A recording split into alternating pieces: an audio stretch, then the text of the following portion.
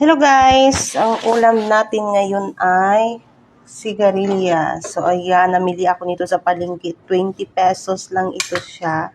Lahat ng ito at atin itong aadobuhin. Sana magustuhan ng mga bata guys kasi yan, favorite ko rin itong sigarilyas na adobuhin. Yan guys. Sana magustuhan nila. Lagyan ko lang to ng oyster sauce. Laban na yan.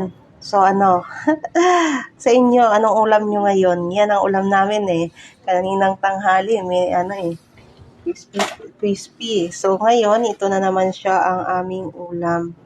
Adobo.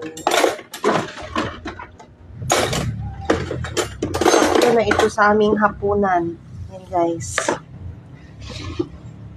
Sa inyo dyan, anong ulam nyo? Medyo tipid-tipid tayo ngayon kay tagtuyo ng panahon ngayon.